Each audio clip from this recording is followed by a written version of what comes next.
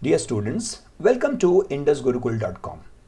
This is a video tutorial from geometry on topic Introduction to Euclidean Geometry. Now the word geometry comes from the Greek word geo, which actually means earth, and metron means to measure. It means geometry appears that it started based on the need of measurement of land. Obviously it started, so there is no specific rules. So a Greek mathematician Thales is supposed to be the first person who gave a proof. What was the first proof? A circle is bisected in two equal parts by its diameter.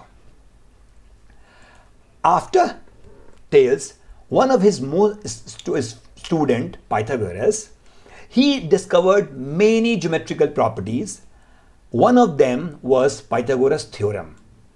One of the most famous theorem, as it states that in any right angle triangle, for example in this figure it's a right angle triangle, this symbol shows that this angle is 90 degrees, so this is a right angle triangle. The square of hypotenuse, this is hypotenuse, this is perpendicular, and this is base. So square of hypotenuse means c square is equal to sum of square of other two sides, means a square plus b square. So this is a Pythagoras theorem. We will study this in detail in next sessions to come. Then it came time of Euclid, a teacher of mathematics, as you see it's written here, who collected all the known works so far and arranged his famous treatise called Elements. Now, at the same time, he divided his element in 13 chapters, each called a book. Now, these books influenced understand geometry for generations, for a long time. Euclid based 23 definitions of book in Elements. A few of them are given below. Now, some definitions, 23 definitions as it is mentioned in book 1. So, out of those 23 definitions, here are some definition in summary which is a common ones. For example, a point, a line, a straight line, a surface, the edges, and a plane surface. So some definitions he gave, as you can read here. What is a point? That has no part. A line with no has length but no breadth and all. But in the meantime, though Euclid defined point, line and all, but all were not supposed to be correct. The reason being, for example, in definition 2, line refers to breadth and length, but he has not defined what is breadth and what is length, and so on. But in order to whatever he wrote to prove, Euclid assumed certain properties which supposed to be the obvious universal truths. Something like sun rises in the east is an universal truth. So the same universal truth he considered, which are known as axioms and postulates. What are these two? We will study next. We will go in next slide.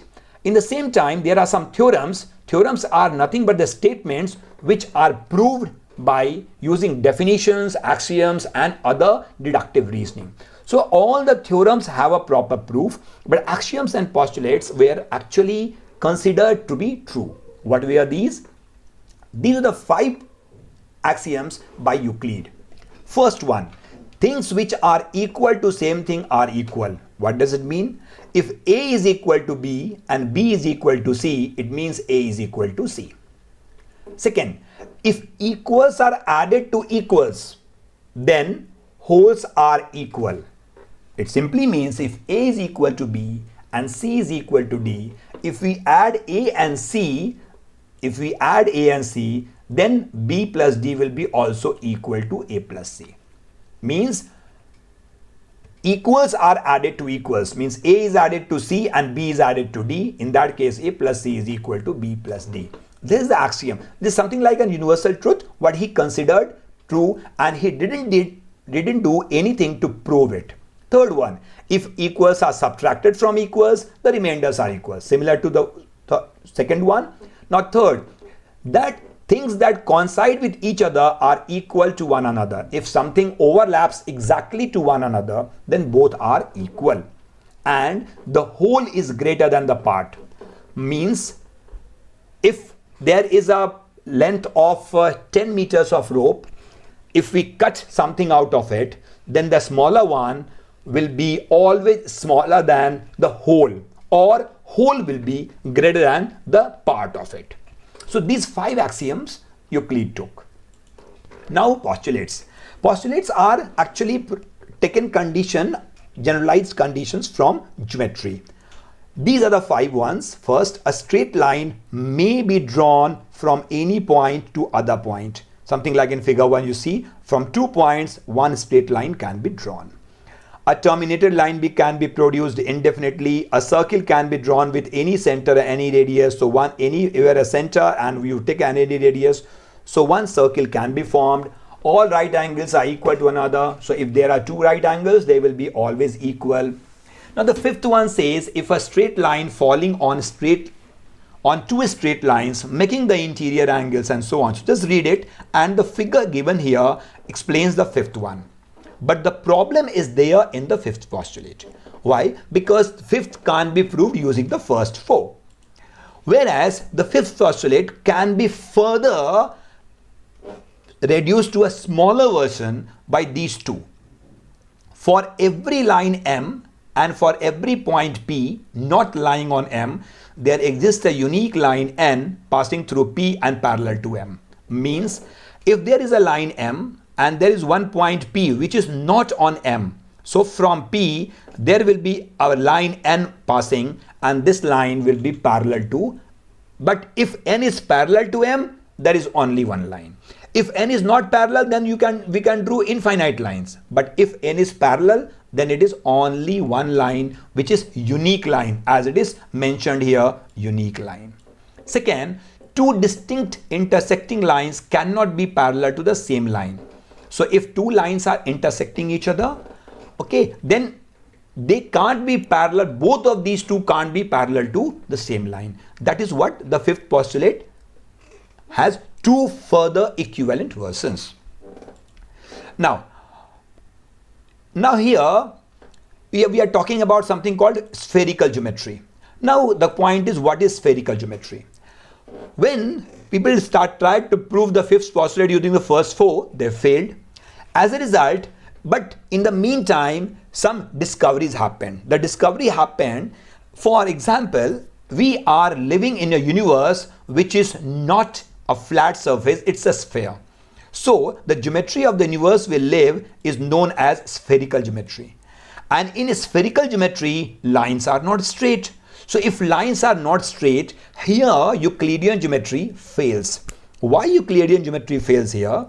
As per Euclidean geometry, all the angles of a triangle adds to 180 degree, right? We all know. But let's see an example where all the angles of a triangle not added to 180 if or more than 180 if it is not in a 2D plane. For example, let's consider this is a sphere. For example, it's simply like a football. Now in this, if we consider these points N, A, B or some other lines also. So if N, let's consider something like a North Pole on the top, and this line is an equator, considering closer to our Earth as a sphere. Now from all the lines from N to this line, this curved line will be perpendicular. So NA will be perpendicular, NB is perpendicular. It means angle A and angle B are 90 degree. So if in case of triangle NAB, these 2 angles are adding to 180 degree. Now if these 2 are adding to 180 degree and this angle will have some value. So if we add these 3 angles, this must be more than 180 degree. So as a result, thus the Euclidean geometry is valid for 2D figures only. Means if you are drawing on a plane, something like a blackboard on a paper.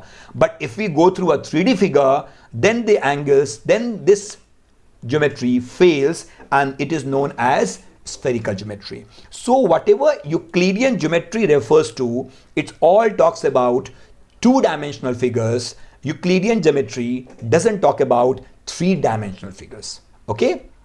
Now in the next session, in session 2, we will go with the lines and angles, and then onwards we will go with the triangles, quadrilaterals and so on. If you have any doubt or query, you can send a WhatsApp message on this number to get a reply. Thank you.